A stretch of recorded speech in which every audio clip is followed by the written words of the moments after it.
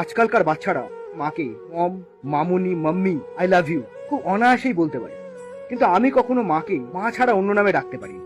বলতে পারিনি মা আমি তোমাকে ভালোবাসি। দূর, এভাবে বলা যায় না। হ্যাঁ, আমি অনায়াসেই ভেজা হাত আঁচলে মুছে ফেলতে পারি। বাড়ির এমন কোনো জিনিস বাদ যায়নি যেটা দিয়ে মার খেয়ে নিতে পারি। কখনো জড়িয়ে ধরতে পারিনি, বলতে পারিনি মা লাগছে, তাহলে আরো বেশি মার খেত। খুব মারার পর নিজেই কেঁদে ফেলত, কিচ্ছু বলতে হতো না, সব বুঝে যেত।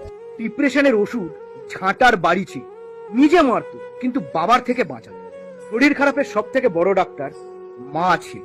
সংসারের অভাব কখনো বুঝতে দেয়নি, নিজে না খেয়ে থাকতো কিন্তু আমাদের পেট ভরত না। স্কুলের বাইরে গিয়ে কখনো দাঁড়িয়ে থাকে, তবে ফিরতে দেরি হলে চামড়া গুটিয়ে নিত।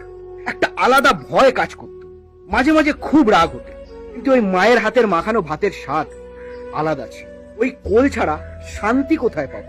নীলষষ্ঠীর সাবু মাখা, শঙ্খের আওয়াজ, সেই ধুনোর গন্ধ, মায়ের সেই উলুধ্বনি আজও ভুলতে পারি। লক্ষ্মীর পাঁচালির সেই সুর আজও কানে বাজে। অজান্তেই মনে সাহস জুগিয়ে গেছে, হারতে শেখাই।